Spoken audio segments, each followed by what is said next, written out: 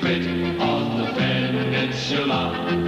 Fixes your gaze on the BRO Cup. Nothing's going to stop you climbing right to the top.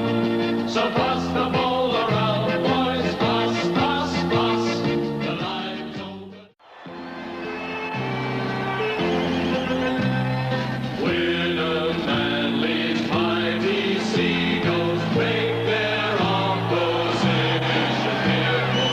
Gather now and give a cheer. Wynnum Manly, red and green.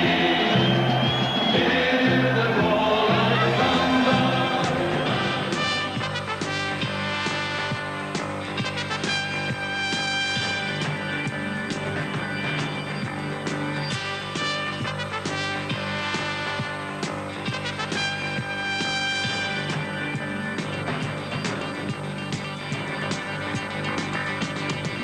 Today at Lang Park, the biggest I've seen this season for a club match, and I'm anticipating, like them, a ding-dong battle because the loser goes out of the final series. In the previous encounters between these two sides, it's one each. In round 2, Redcliffe 20 defeat Wynnum 7, and in round 1, Wynnum 20 defeated Redcliffe 11. Well, looking at the two sides, firstly Wynnum Manly. Cole Scott is fullback, the wingers are Butler and Green, the centres are Miles and French, the halves are Walsh and Dawes, lock forward Johnson, second row is Batiste and Seaton, and the front row, Rod Morris, Green and Zillman. The coach of the Wynnum Manly side, Des Morris, is of course a famous Easts man. He's just gone over to Wynnum in the last 2 seasons. In fact, he coached Easts to premierships in 1977 and 78. He started his football career way back in 1968 with Bouval Swifts before joining Easts, and he played for Easts right through till 1979, playing his last season for Wynnum in 1980. Played 5 times for Queensland and led Queensland in 1979, perhaps the best footballer not to have represented Australia from Queensland. The Redcliffe side is fullback Bunny Pearce and captain. The wingers are Atoy and Chapman, John Chapman, the former St George winger. The centres are Cherry and Benson, the halves Blakely and Part. Lock forward Webb, second row is Tyre and Fullerton Smith, and the front row Griffiths, Graham Adams, the rookie, and Polson. The coach of the Redcliffe side, of course, is Artie Beetson. Artie began his career, of course, in Roma way back in 1965, and he only concluded his career last season as a player. He played for Balmain, Easts, Parramatta and Redcliffe in a very colourful and very successful career. He played 14 tests between 66 and 77 and represented Australia in World Cup games from 68 through till 77. In coaching, he's led Easts, Redcliffe and Queensland in the last 2 years. Well, it's a difficult game to tip because both sides have been in bad form. Redcliffe have lost 5 straight and perhaps only a fool would tip them. I'm going to go for Wynnum Manly to win this game because I think they're a much better balanced side with much better attack in the backs. What about you, Dave? Well, Peter, I don't think Redcliffe can be written off altogether despite their recent atrocious form. They've got too many good players in that side, but what is very, very important, they must start well. If you're out of form, you must get into this game very early and they must perform well early. If they start badly, I think they could see the game slip right away from them. They've been in camp for 3 days in an inner-city hotel, and Beetson will certainly have them really fired up for this afternoon's match. Wynnum Manly, on the other hand, well, it showed last week after a very poor performance how much they rely on the experience of captain Rod Morris in the front row. A very important player, but really Wynnum Manly's strength lies in their back line, a very pacey back line, and if David Green, the hooker, gives them a real good share of possession, I think Wynnum Manly could really run right in the latter part of the game. I expect Wynnum Manly to withstand a real onslaught by Redcliffe early and then settle down to control the match. Rod Morris leads out the Wynnum Manly Seagulls, who have yet to win a grand final in the history of the Brisbane Rugby League, but this could be their year. They're a well-balanced side. They've got heaps of scoring potential there in the backs. There's Big Gene Miles, Brett French, Terry Butler, and if they could get more to that talented back line, they could cut the Dolphins to ribbons in the backs. Well, who would have thought that Bunny Pearce would lead out the Dolphins in 1982 at the age of 36? This side really up and down, a Jekyll and Hyde team. They had 6 wins in a row and now they've had 5 losses in a row. They're a strong defensive side, but their attack, well, it's just been missing in recent weeks. Let's see if it comes back today.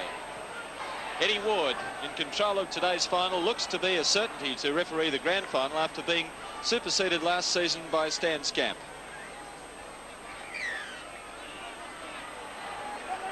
It's a very hot day in Brisbane as Bunny Pearce kicks off. The breeze coming slightly across the ground from the southwest. The first kick of the game going to Colin Scott. He takes it well. His hands haven't been too good in the last 2 matches we've seen here at Lang Park.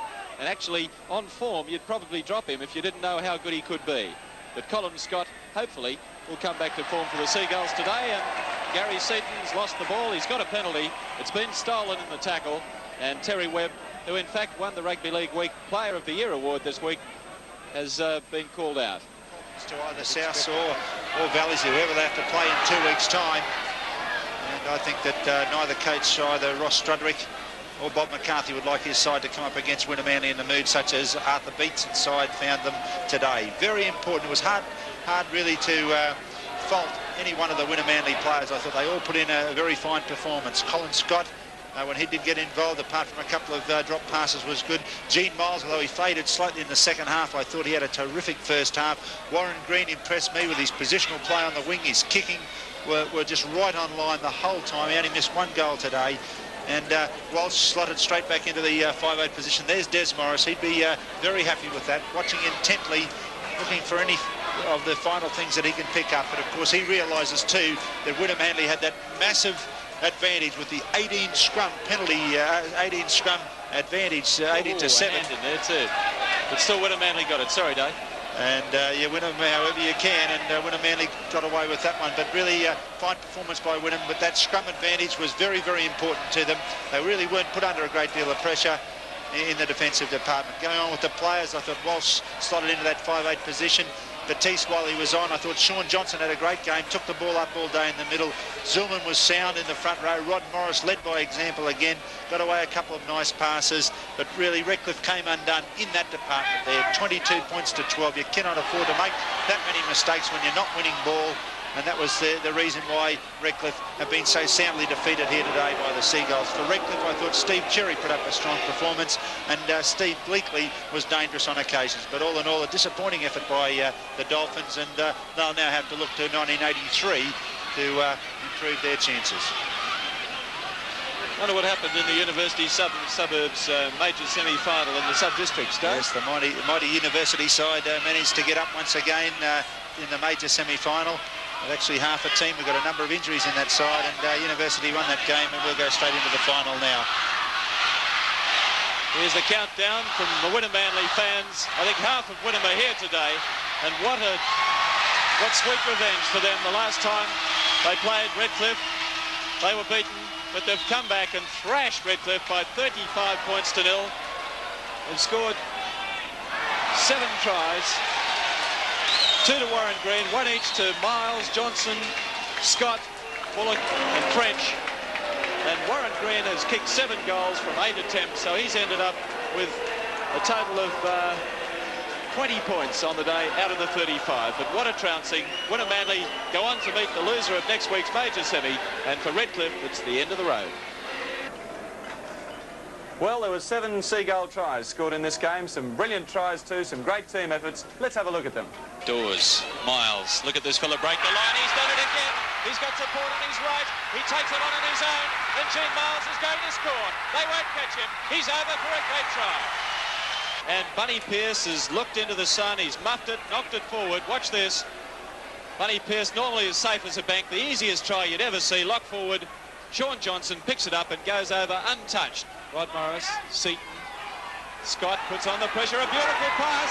Out it goes from Batiste to Green. And Warren Green goes over for number 3. Rod Morris on the inside, gives it back. Colin Scott. Colin Scott's going to score. Yes, a great run from Scott. Well, that was the easiest run you'd ever see. He's been a tireless worker all day, Sean Johnson. A much improved player for Wynnum Manly and a key player in that forward pack. Non-stop worker has taken the ball up all day. Walsh, Miles, French. Miles doubles round, gets it to Scott. Scott's broken through. He's caught. He still gets the pass to French. And Green it is. Warren Green's over. Here they go. Players go on both sides. It goes to Bullock and he's in. Good tackle. And he cups one in the face from David Green. You saw that. It's play on. Morris, Bullock. French, Brett French. He'll streak them. He's got the pace. Here comes the next try. Yes. Well, Gene Miles, to our minds, was the man of the match, and his try was the best try of the match, although there were some rippers, as you just saw. Gene Miles, to my mind, could go on the Kangaroo Tour. He's big, he's strong, he's got good hands, he's got a step, He's very much the same sort of player as Mal Meninga, and that might count against him when the Kangaroo selectors get around to picking the squad to go to England and France. However, he's the winner of our Winfield Try Award today. Next week, of course, we've got Valleys and Souths in the major semi-final. That match will be even better than today's. Let's hope the crowd is as good as it was today. And Wynnum Manly, well, I think they could even beat the loser of that game and go on to their first ever grand final. Let's hope so. I've got a soft spot for them, and I'm certainly not biased. Let's finish tonight with the Winfield Try Award. This goes